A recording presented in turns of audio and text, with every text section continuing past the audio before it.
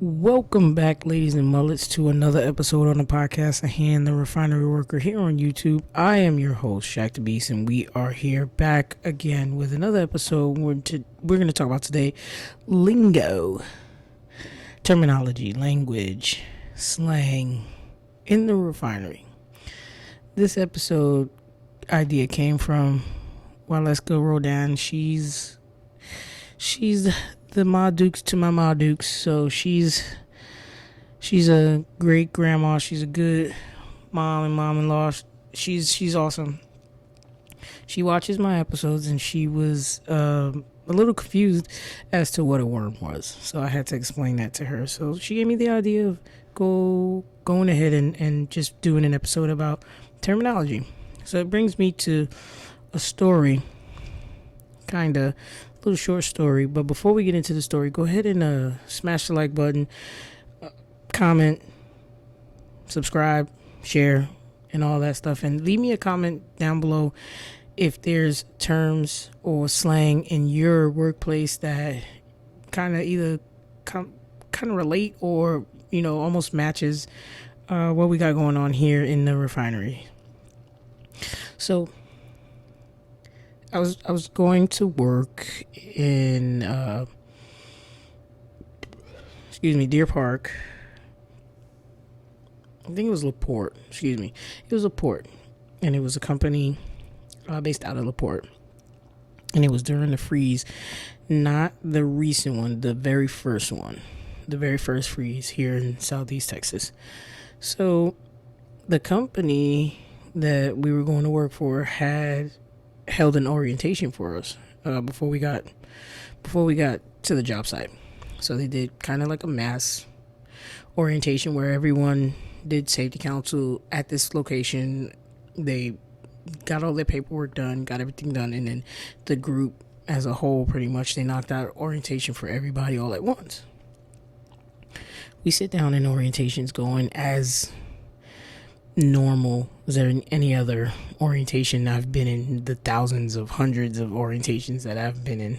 It's the same shit over and over again, but it has to be done so that they can say that they told you about it, because it's typically the do's, the don'ts, the haves, the have-nots, the will nots, the things that you cannot do, the things you should do, things of that nature.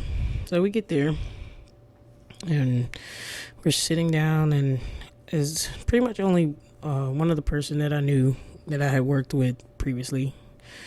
It was a gentleman by the name of Blaine, and there was my crane operator Todd Edwards. He was sitting, I think, one row behind me to the right of me, and then Big Country was there. These are the people I remember that were in the orientation. I believe John Boy was there too, and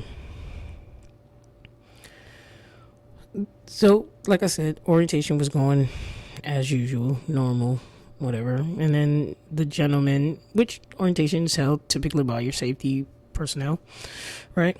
So he starts talking to us about the terms we cannot use out in the field. And it blew my mind, because these terms are literally names to pieces of equipment that have been around for years, and because somebody's vagina was in a bunch, now that company can no longer use those terms. I'm gonna be me all the time, 100% of the time, whether you like me or you don't. If you don't, that's fine, keep on down the road. If you do, we probably vibing to this day. So the terms that are not permitted or that are prohibited are things like whole watch, manway, man basket, hand, and there was a few others. And I guess I made a couple of people chuckle when I said, well, you can't call half the people on site a hand anyway, because the motherfuckers are barely pinkies. And I believe Todd laughed about that.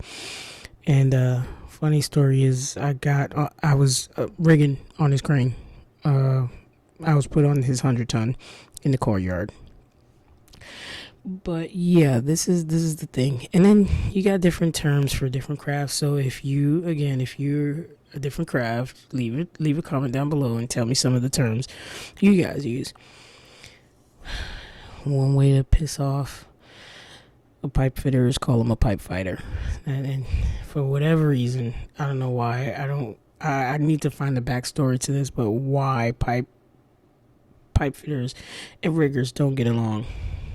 Scaffold builders call each other roaches, so to the riggers, worms is to their roaches, the scaffold builders, so they call each other roaches. I never asked why. I don't know. But yeah, so there's been a change in kind of the language as a whole. I started in the refineries back in, I want to say, 2011. I remember going to safety council, which is, to me, in my opinion, solely my opinion, a fucking ripoff. And back in the day, if spoken about a foreman, or if in the orientation, in the test, in the class for safety council, they were speaking of supervision, it was usually he, so going to safety council for this job here that I'm currently on, they had on the screen his or hers, he or she. So I guess as we evolve, times are changing, and things are getting different, and it's right. I guess rightfully so, because at some point I was a supervisor. I was not a supervisor. I was a foreman for a scaffold. But so when you speak about your foreman, I guess you want to be gender appropriate depending on how you identify, and it's a shame because there's only two genders, and I'm not gonna get into that, but there are only two fucking genders. You're either a taco or you're a fucking burrito. Simple. Anyway, moving along. So yeah, now they're, instead of using the word, I guess it's PC. Instead of using the word man basket, they're using the term personnel basket. And things like, I guess instead of whole watch, they're using attendant. They're using the term attendant. So they're trying to change because somebody caught these STDs called feelings, and their pussy was extremely in pain.